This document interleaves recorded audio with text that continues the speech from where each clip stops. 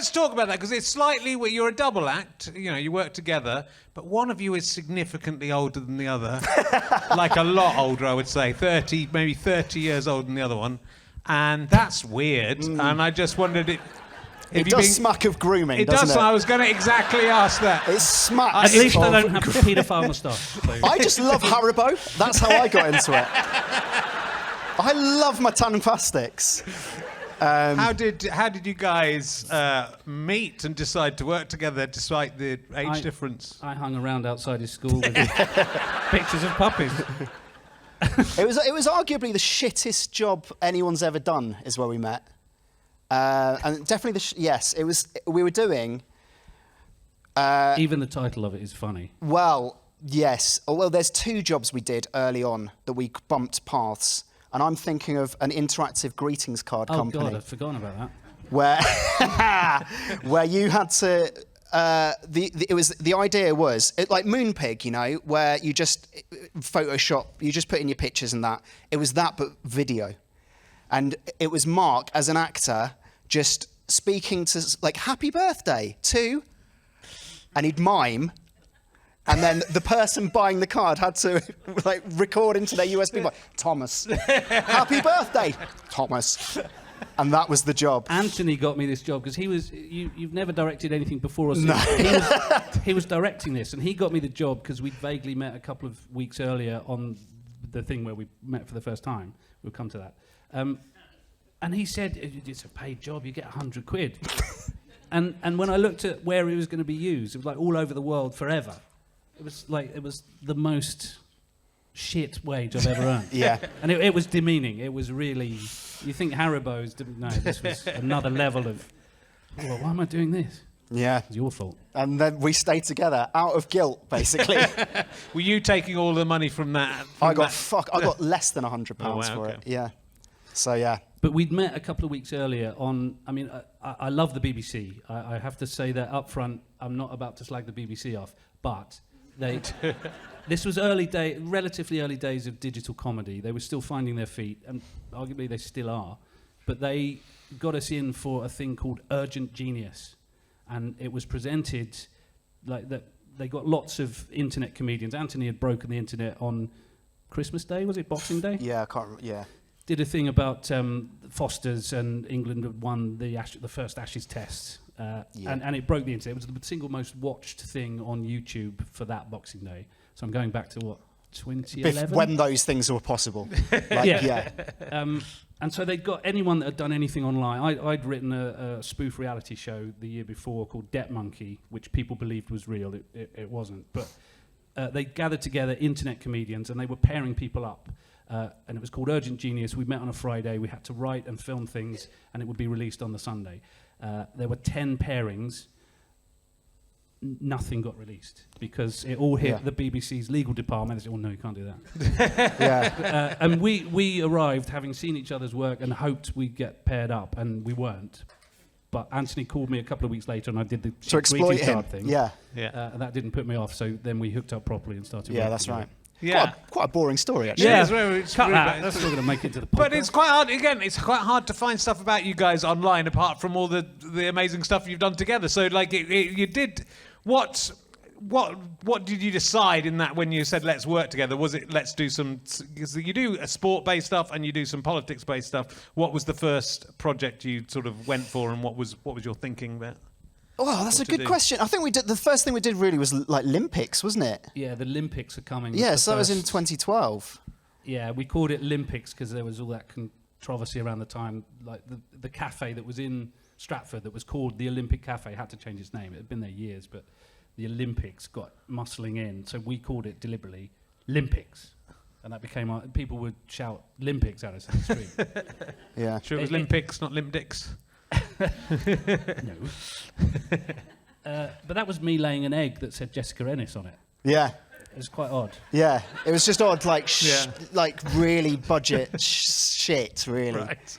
And then we've just carried on doing really budget shit all this time. But we got green screen now. Yeah. And you don't even have to leave the house. It's brilliant. I've Well, I'd painted say my wall green. Your stuff is very high production values. I think the podcasts, they sound like.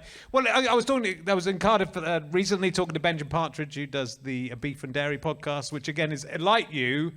It's someone deciding to put some work into a podcast rather than just turn up and just chat like a lazy person would. Who does that? With barely any even notes. But like, I think there's a lot of celebrity things where people can just come to a studio, it'll take 20 minutes and we'll give you £10,000. Sadly, that's not the case in this one.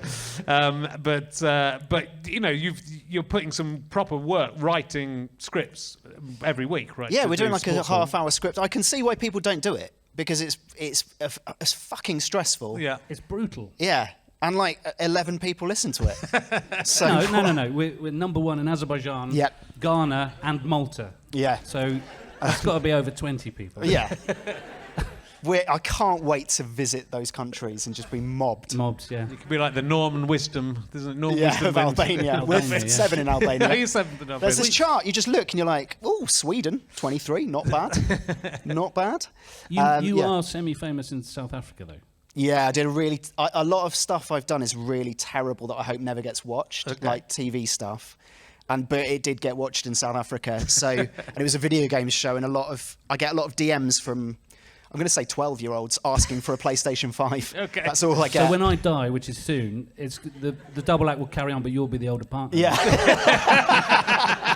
It's been going on for 500 years. This double act just the old one dies, the young one comes, an apprentice comes in. Yeah. But doing the sketches is easy because I did stand up for a long time beforehand, and I was so shit. I was so mediocre. I think I met you in 2005. Okay. And I was like 20. Yeah. Exactly. In Wimbledon, in the bar after I'd done like a new act competition. And all you said, I said, Richard, I'm a big fan of yours, etc. And you said, you were very confident. That's it. That is it. I was so shit at stand-up. I think the last gig I did, because I was living in Manchester and I was like a student, being like, oh, don't Swans do this in Bolton? And they were like, fuck off. Rightly so. And the last gig I did actually was, funnily enough, in Bolton. I think it might have been like the downstairs at the Octagon. I don't know if there's there's a bar. Yeah. And the exit was through the audience. Yes. And I was dying on my arse for 10 minutes. And at the end of it, I just said, listen, I don't even want a round of applause as I leave the stage. I just want to walk through and everyone just forget I was ever here. Just ignore my whole presence. And I started walking through the audience, and a man sort of on the second row just said, oh no, let's give him a clap, come on. And nobody else joined in. And it was worse. That's worse. It is. That's what you're aiming for as a comedian. Worse. So yeah, I gave up stand-up. One man giving you a pity clap and was the others awful. not joining him. Just When I absolutely gave up stand-up in 1991 or 1992. I did it for a while and didn't really get on with it. But I ended up like playing a student gig where Mark My Words on, whose Mark Hurst was on, and he was doing quite well. And I came on, I was dying, and then people were heckling, and I did that thing of going, well, if you're so funny, you come up. And this guy came up, and he wasn't any funnier than me. But I can't remember how it happened, but we ended up both having to take off our trousers. I think somehow we dared each other, or somehow it escalated, and it was just the most humiliating thing. Even though he was doing it as well, he was a massive victory for him. I just felt like a pillock, and I remember going to like a party afterwards and say, I'm never doing stand-up again after that. It's so brutal. I gave up for a while. I once did a gig that was so bad. I was the only person on the bill. It was a record label launch party, so the audience was standing, which is never good as a comedian. They're there for the music anyway. And I was so bad and so unappreciated that when I finished my half-hour set, nobody noticed. Just like, bye then, bye. Nothing. Why just...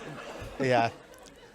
So that's why you get 100 podcasts of people just talking about, oh, I gave birth the other day and it was a bit funny. That's it. Yeah, yes, it's true.